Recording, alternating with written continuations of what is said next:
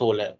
सो इसमें हमको ऊपर नेविगेशन मेन्यू है, ये हमारा डिटेल्स पेन है, ये कैटेगरी वाइज नेविगेशन मेन्यू है और यहाँ पे हमारे पास 5 कैटेगरीज है, जिसमें से हम 4 कैटेगरीज का उपयोग करते हैं। तो फर्स्ट हमारी असेट एंड कंप्लायंस है।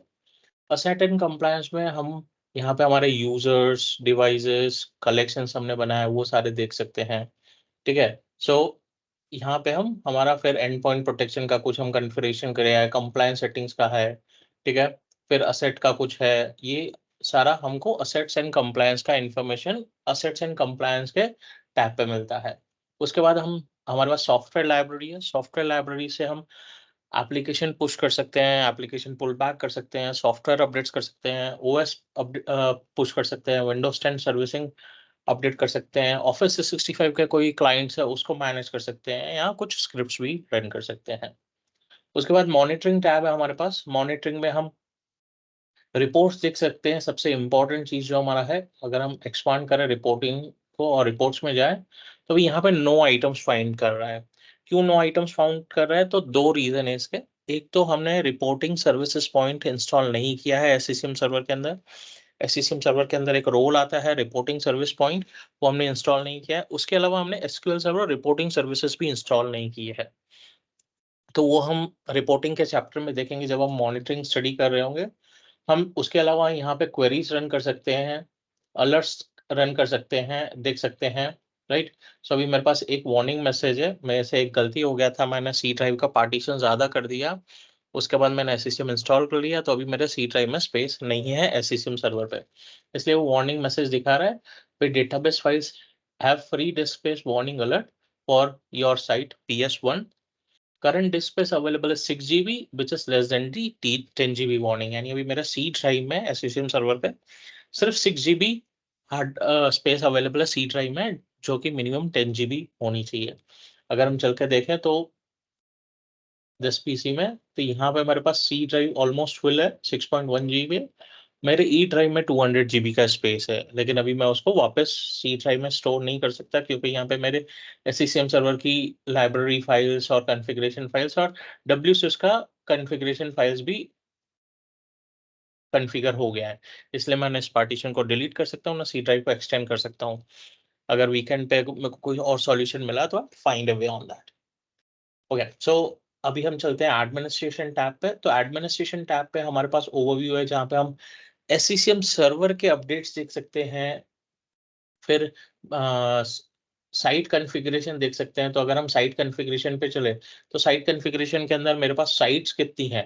तो अभी हमारे पास एक ही साइट है PS1, जो जिसका नाम हमने दिया था SP-प्राइमरी साइट। तो यहाँ पे दिखा रही है मेरी प्राइमरी साइट है, साइट एक्टिव है, सर्वर जो इस साइट्स में डिप्लॉयड है, ये सर्वर है। मेरे सर्वर का नाम है SCCM SRV01 fqdnm.sp.com है। और साइट का वर्जन, मतलब मेरे एससीएम सर्वर के वर्जन सब वर्जन है 5.0 साइट का वर्जन। अगर हम servers and site system roles पे चले, तो मेरे इस सर्वर पे एससीएम SRV01 जो मेरा साइट सर्वर है, उस पे कितने रोल्स इंस्टॉल्ड है? तो यहाँ पे दिखा रहा है भाई आपके पास ये रोल्स इंस्टॉल्ड है।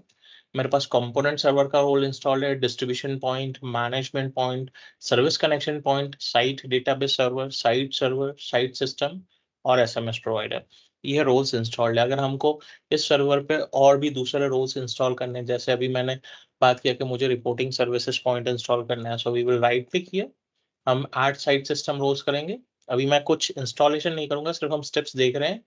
हम मूव नेक्स्ट करेंगे। अगर हम प्रॉक्सी कन्फिग यूज करें तो प्रॉक्सी कन्फिगर करेंगे, नेक्स्ट। उसके बाद हम यहाँ से रोल्स सिलेक्ट करेंगे जो भी हमको रोल इंस्टॉल करना है। असेट इंटेलिजेंस सिंक्रोनाइजेशन पॉइंट है, सर्टिफिकेट रजिस्ट्रेशन पॉइंट है, CMG है, क्लाउड मैनेजमेंट गेटवे है, मेरा डेटा वेयरहाउस सर्विस पॉइंट है, एंड पॉइंट प्रोटेक्शन है, एनरोलमेंट प्रॉक्सी है, फॉलबैक स्टेटस पॉइंट है, रिपोर्टिंग सर्विसेज पॉइंट है, स्टेट माइग्रेशन पॉइंट है, सॉफ्टवेयर अपडेट पॉइंट है। तो इसमें से हम कुछ कुछ देखने वाले हैं, हम सब कुछ तो नहीं देखेंगे, we will see which is part of the training. ठीक है। सो अभी सबसे पहला इम्पोर्टेंट क्या है हमारा? अभी हमारा SCCM सर्वर तो इंस्टॉल हो गया, हमको कंसोल भी एक्सेस हो गया। तो सबसे हमारा पहला इम्पोर्टेंट पॉइंट होना चाहिए before connecting to active directory, ideally before connecting to active directory. अभी मैंने कल ही ये बैठ के किया है, संडे को भी मुझे इश्यू आ रहा था, फिर मैंने सॉरी सैटरडे को इश्यू आ रहा था, फ्राइडे को इश्यू आ रहा था, फिर मैंने तीसरी बार कॉन्फ़िगरेशन किया, तब जाके कल 4-5 घंटे बैठ के मैंने सिस्टम रेडी किया है। तो इसलिए ये अगर मैं एडमिनिस्ट्रेशन पे जाऊँ अपडेट्स एंड सर्विसिंग में, तो यहाँ पे दिखा रहा है भई आपके पास कौन से वर्ज़न्स अवेलेबल है। तो यहाँ पे बोल रहा है कि आपके पास 2103 है, उसका हॉट फिक्स अवेलेबल है। ठीक है, 2103 का यहाँ पे भी हॉट फिक्स दिखा रहा है, अवेलेबल है। ठीक है, और ये लास्ट कब मेरा सिस्टम अपडेट हुआ है, 9:19 एएम को अपडेट हुआ है, इट इज़ 7:49 एएम। तो ये कल का दिखा रहा है 3/3/24। अभी ये थोड़ी देर पहले तक डाउनलोड ऑप्शन बता रहा था अभी रेडी टू इंस्टॉल, इसमें मैं आ रहा हूँ। तो 2103 का हॉट फिक्स यानी मैंने 2103 वर्ज़न डिप्लॉय किया है। तो उसका मुझे 2 हॉट फिक्स अपडेट दिखा रहा है। तो मुझे इंस्टॉल करने पड़ेंगे अगर मुझे 2103 यूज़ करना है तो। उसके अलावा हमको ये दिखा रहा है भई आप 2107 पे भी अपग्रेड कर सकते हो सीधा यहाँ से, 2111 पे भी अपग्रेड कर सकते हो, यानी 21 ईयर में मेरे पास 3 वर्ज़न रिलीज़ हुए, 2103, 2107 एंड 2111। उसके अलावा ये दिखा रहा है भई 2203 भी वर्ज़न है आपके पास और 2207 भी। तो इसने क्या किया, 2207 जो लेटेस्ट रिलीज़ है, मेरे इस कंसोल के हिसाब से, वो रेडी टू इंस्टॉल बता रहा है। मतलब उसने क्या किया, डाउनलोड करके रख दिया। बाकी हमको दिखा रहा है अवेलेबल फॉर डाउनलोड, यानी हमको डाउनलोड करना पड़ेगा। कैसे डाउनलोड कर सकते हैं? हम इस पे राइट क्लिक करके डाउनलोड कर सकते हैं, लेकिन 2207 है, वो उसने ऑटोमैटिकली डाउनलोड कर दिया। तो क्यों डाउनलोड कर दिया? उसका रीज़न ये है, हम इस लिंक पे चलेंगे। मैं ये लिंक कॉपी कर लेता हूँ। ये मैं लिंक कॉपी कर लेता हूँ और इस लिंक पे चलते हैं हम। इस मशीन पे मेरे पास इंटरनेट है। I will install Google Chrome on this machine.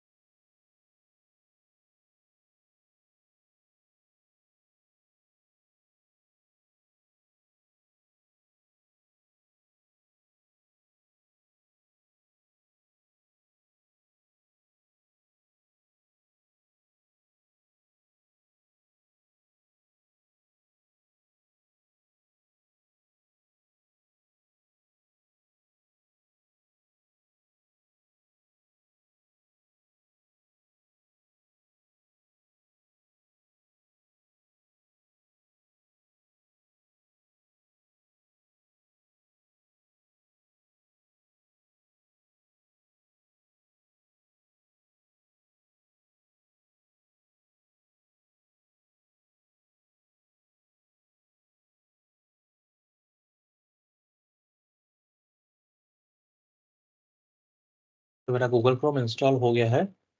मैंने लिंक कॉपी कर लिया है, will paste it and will go to the link.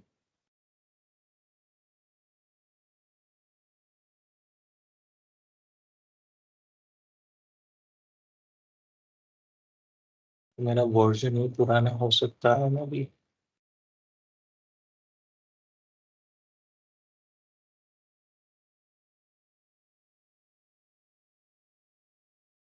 ओह, तो दिखा रहा है what's new in version 2022-207। Page load नहीं हुआ है अभी, so don't worry. Maybe मेरा क्रोम का वर्जन ये पुराना है but it is loaded. Okay, so दिखा रहा है इसमें क्या क्या है। Update 2207 for configuration manager current branch is available as an in console update। ठीक है, तो ये चेकलिस्ट फॉर इंस्टॉलिंग अपडेट है। तो अगर हम चेकलिस्ट पे जाते हैं तो ये दिखा रहा है आपको क्या क्या चेकलिस्ट मेंटेन करनी है। ठीक है, so you can go through this link. उसके अलावा हम प्री रिक्विजिट चेक तो अपडेट कर ही सकते हैं। प्री रिक्विजिट चेक करने पे हमको बता देगा। अभी हम यहाँ पे देख पा रहे हैं configuration manager now requires .NET 4.6.2। हमारे पास ऑलरेडी 4.6.2 है। एडी के वर्जन चाहिए, एसक्यूएल सर्वर मिनिमम 2012 चाहिए। राइट, हमारे पास 2019 है, इसलिए कोई टेंशन करने की बात नहीं है। लेकिन ये नेटिव क्लाइंट की बात कर रहा है, तो नेटिव क्लाइंट भी हमारे पास 2019 ही होगा। उसके अलावा हम यहाँ पे आते हैं वापस।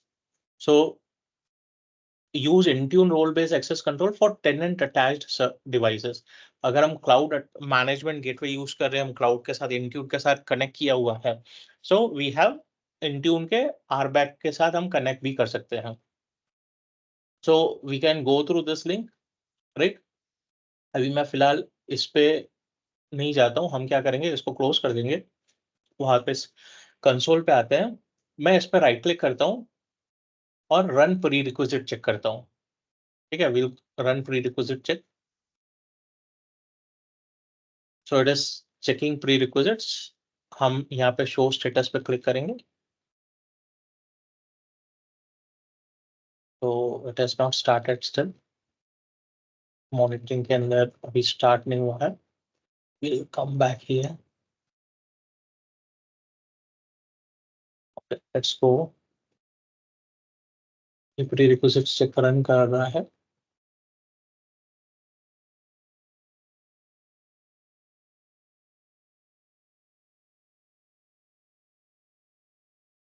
तो थोड़ा टाइम लेता है, will wait for some time.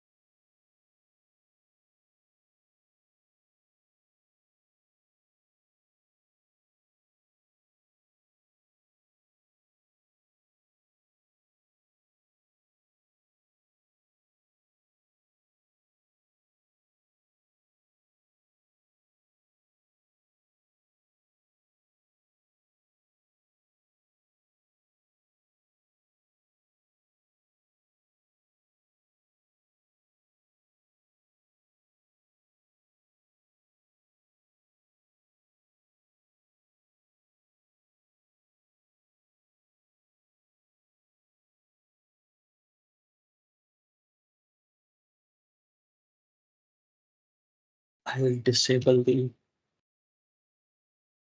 Local LAN. सिर्फ मैंने इंटरनेट अडेप्टर ऑन रखा है ना।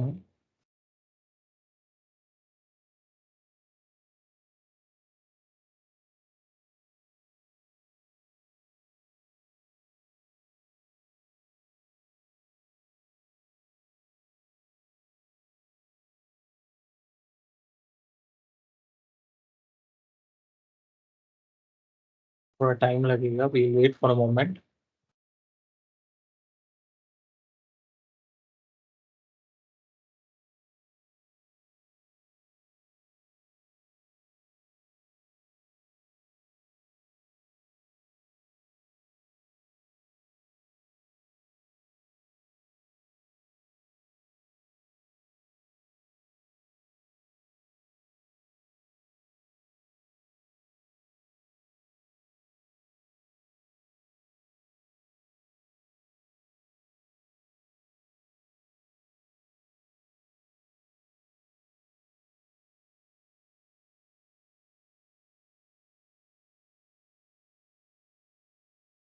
तो संतोष भाई,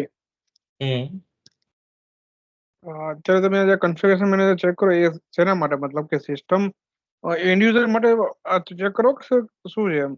नो, कंसोल अपडेट, हम हमारे कॉन्फ़िगरेशन मैनेजर को अपडेट कर रहे हैं। अभी हमने जो इंस्टॉल किया वर्जन 2103, उससे हम अपग्रेड कर रहे हैं 2207 पे। ओके ओके ओके हमने 2103 इंस्टॉल किया है, ठीक है। अभी हमको ओके अपडेट अवेलेबल है 2107 के लिए भी, अपग्रेड अवेलेबल है 2111 के लिए भी, 2203 के लिए भी, और 2207 के लिए भी। तो बाय डिफॉल्ट वो डाउनलोड करेगा 2207, क्योंकि वो लेटेस्ट वर्जन, जो कंपैटिबल लेटेस्ट वर्जन होगा करंट वर्जन के साथ, वो डाउनलोड करने रख देगा। कंडीशन, आपके पास एक्टिव सॉफ्टवेयर एश्योरेंस होना चाहिए, बिकॉज हम ओके करंट ब्रांच यूज कर रहे हैं, हम long term servicing branch use नहीं कर रहे हैं।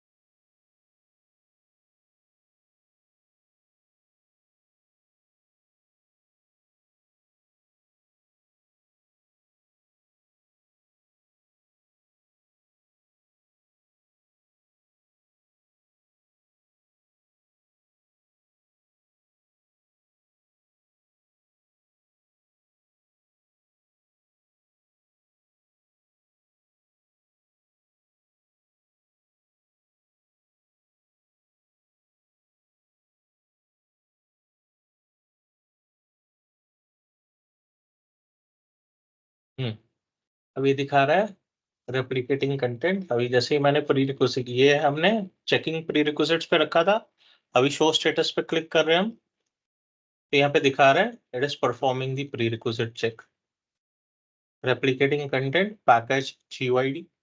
अब हम राइट क्लिक करें, शो स्टेटस करें, सो वो डाउनलोड कर लिया उसने, रेप्लिकेशन इन प्रोग्रेस, फिर प्रीरिक्विजिट चेक करेगा, ये पूरा प्रीरिक्विजिट चेक करेगा वो कि मेरा विंडोज सर्वर 2012 का लाइफ साइकिल है, एसक्यूएल सर्वर 2012 क्या इंस्टॉल्ड है मेरे मशीन पे और क्या होना चाहिए। अगर कुछ भी मिसकम्पैटिबल है तो वो वार्निंग दे देगा।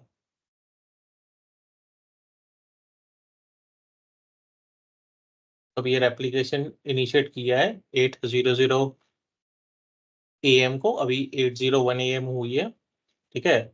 क्रिएट और अपडेट सॉफ्टवेयर डिस्ट्रीब्यूशन पैकेज, ये अपडेट कंटेंट लाइब्रेरी कर रहा है, इन प्रोग्रेस है। उसके बाद वो प्री रिक्विजिट चेक स्टार्ट करेगा, प्री रिक्विजिट चेक परफॉर्म करेगा, फिर हम इंस्टॉलेशन स्टार्ट करेंगे उसका।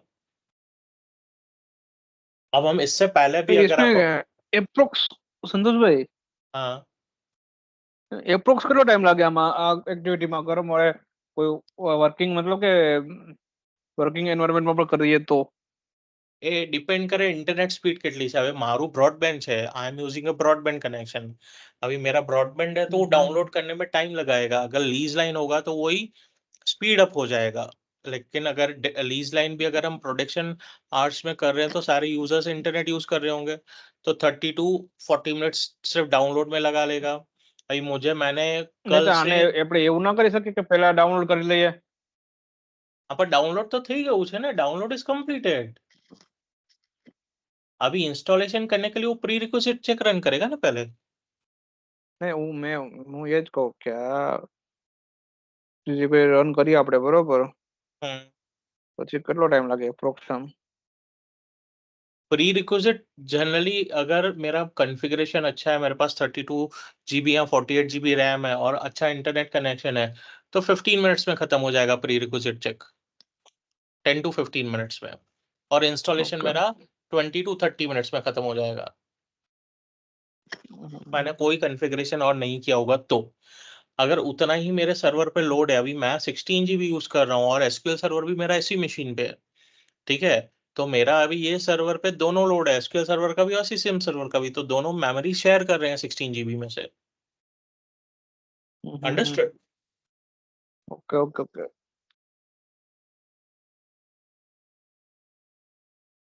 और ऊपर से मेरा वर्चुअलाइज एनवायरनमेंट है, यहाँ से मेरे वर्चुअल मशीन से जा रहा है वर्चुअल स्विच पे, वर्चुअल स्विच से जा रहा है मेरे लैपटॉप पे, मेरे लैपटॉप से वाईफाई सिग्नल के थ्रू जा रहा है मेरे राउटर पे। सो वो भी मेरा बैंडविड्थ का कंस्ट्रेंट आ रहा है।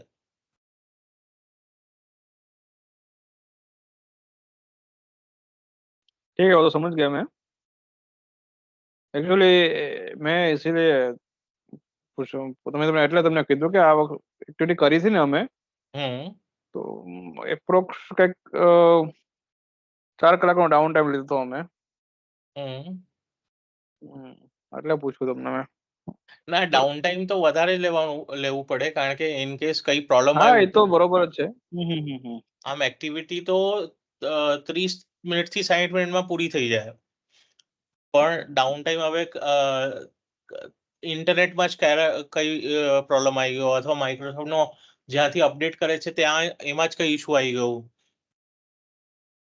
અથવા યુઝરે કઈ ડાઉનલોડ મૂક્યું છે નેટવર્કમાં, યુઝર્સ પ્રોડક્શન ટાઈમ છે, તો એ ઇમ્પેક્ટ કરે ને। કારણ કે ના આપણે ના એ તો બરોબર છે SCCM સર્વર જનરલી મેન્ટેનન્સ વિન્ડોમાં નથી કરતા, આપણે maintenance window during day time જ આપીએ, કરેક્ટ। ડ્યુરિંગ પ્રોડક્શન આવર્સ જ આપણે મેન્ટેનન્સ વિન્ડો લઈએ ને SCCM સર્વરની। હા એ તો એવું જ કર્યું હતું ડોમેન કંટ્રોલર હોય તો તમે મેન્ટેનન્સ વિન્ડો નોન પ્રોડક્શન આવર્સમાં લો।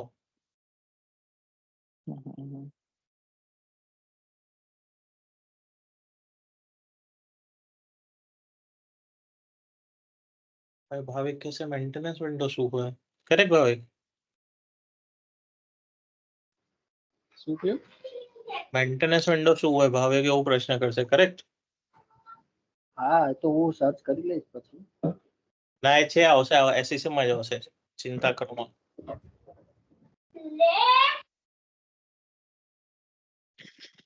કારણ કે SCCM સર્વર થ્રુ આપણે સર્વર્સ પર અપડેટ કરીએ ને, તો મેન્ટેનન્સ વિન્ડો આપણે અહીંયા સ્ટડી કરી લઈશું.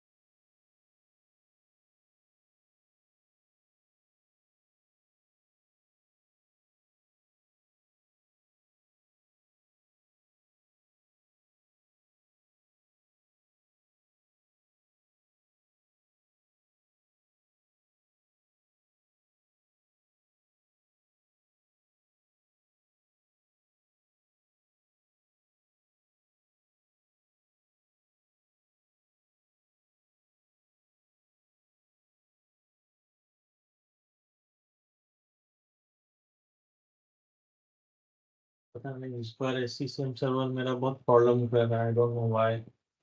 पहली बार इतना परेशान किया, नहीं तो इतना टाइम जनरली लेता नहीं है प्री रिक्विजिट चेक में।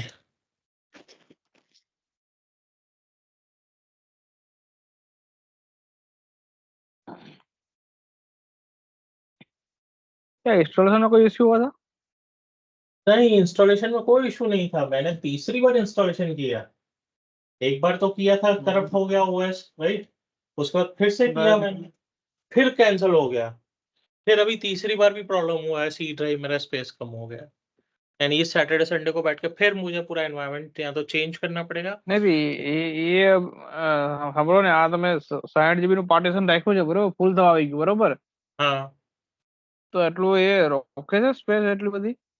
હા, એટલે જોઈએ ને, ઓછામાં ઓછા 150 GB જોઈએ। એકચ્યુઅલી મેં ભૂલ કરી દીધી, મેં 150 GB આપી હતી, મને બીજી 150 એડ કરવાની હતી એઝ અ ઈ ડ્રાઈવ। મેં ભૂલ કરીને શ્રિંક કરીને 120 GB નું પાર્ટીશન કરી દીધું, અને પેલુંમાં 50 GB જ રહી ગયું સી ડ્રાઈવમાં। પછી મને ધ્યાન આવ્યું મેં ખોટું કરી દીધું, કારણ કે ઇમિડિયેટલી મેં ડિસ્ક પાર્ટીશન કરીને ઇન્સ્ટોલેશન મૂક્યું, ઇન્સ્ટોલેશન થઈ ગયું, પછી મેં જ્યારે કન્સોલ ઓપન કર્યું ફર્સ્ટ ટાઈમ, ત્યારે એને મને વોર્નિંગ મેસેજ આપી, ત્યારે મને સ્ટ્રાઇક થયું, આ મેં ભૂલ કરી દીધી। કારણ કે ટાઈમ હું 2 વાર કેન્સલેશન થયું, એટલે મારું દિમાગ એમાં ખરાબ થઈ ગયું હતું કે શું થાય છે problem.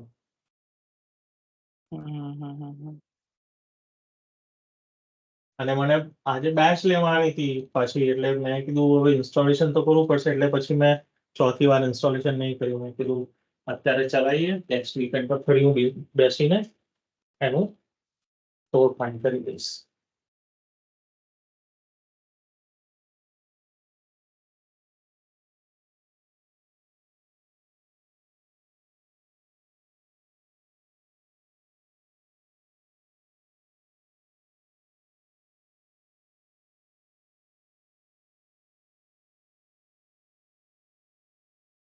I just refresh it.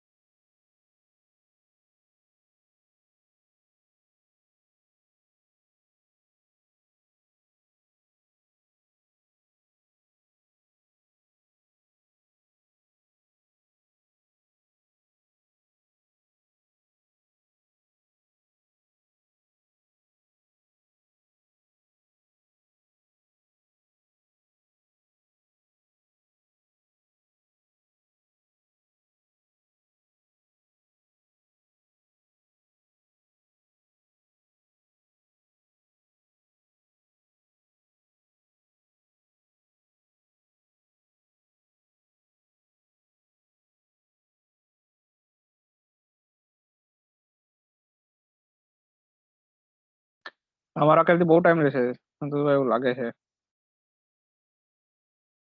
હું એ જ વિચારું છું કે આટલો ટાઈમ આ લેતો નહીં, કેમ ટાઈમ લઈ રહ્યું છે? કારણ કે મારા મશીન પર ઇન્ટરનેટ પર પણ સ્લો ચાલી રહ્યું હતું.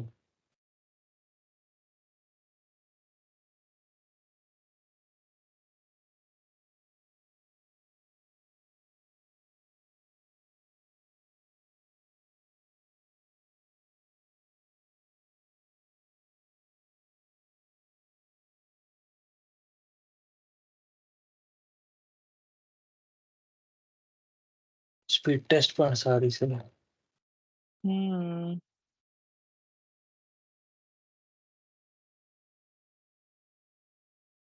અપલોડ પણ 150 MBPS છે, ડાઉનલોડ 230 MBPS છે.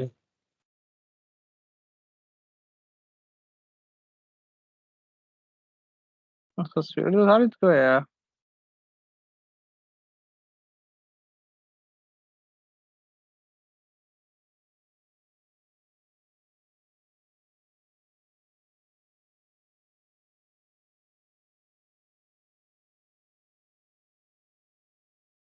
અને મારો એક જ મશીન ચાલે છે અને મોબાઈલ કનેક્ટેડ છે, બીજું કશું જ નહીં connected.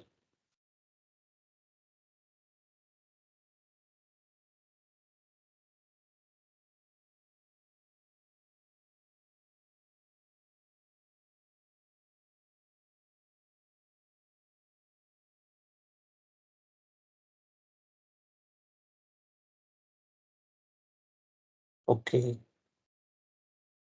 I need to install this first. એટલે આ પ્રોબ્લેમ થયો છે.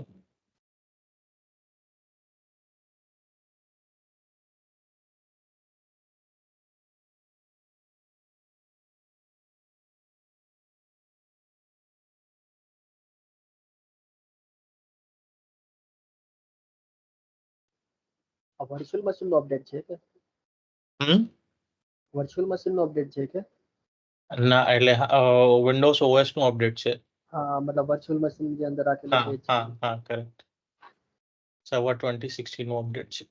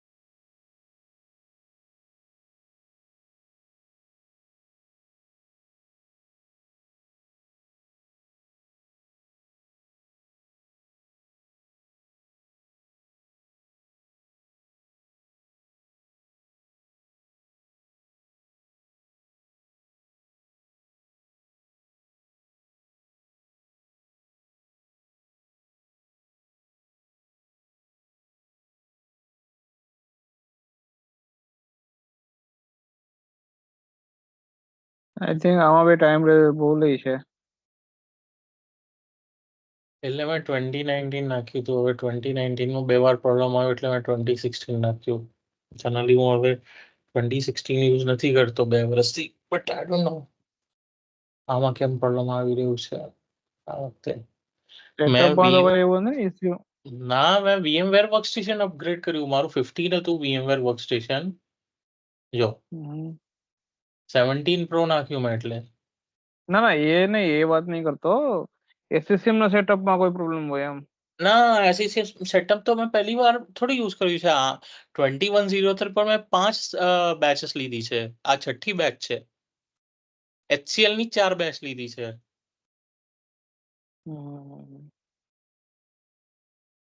મને એસસીએમ નો ઇશ્યુ નથી લાગતું. આ વિન્ડોઝ સર્વર નો 2016 નો ઇશ્યુ લાગે છે.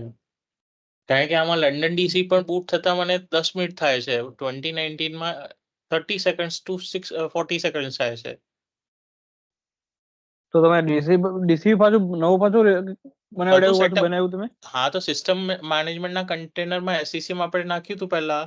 તો એસસીએમ ની ઇન્ફોર્મેશન સિસ્ટમ મેનેજમેન્ટ કન્ટેનરમાં બાઇન્ડ થઈ ગઈ ને.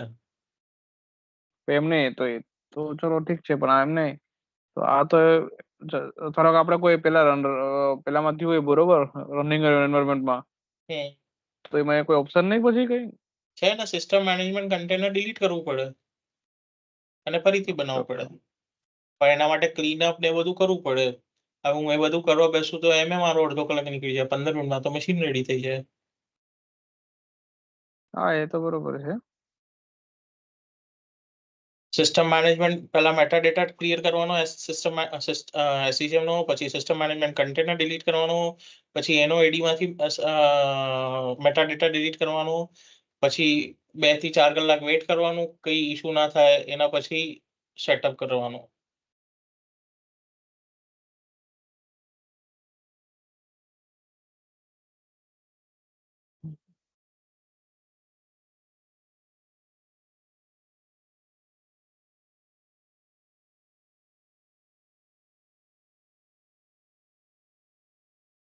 એક કામ કરીએ, સેશન 9:50 થયા છે. આપણે કન્ક્લુડ કરી. હું અપડેટ કરીને પ્રી રિક્વિઝિટ રન કરીને રેડી રાખું છું. ખાલી આપણે ઇન્સ્ટોલેશન જોઈશું કાલે.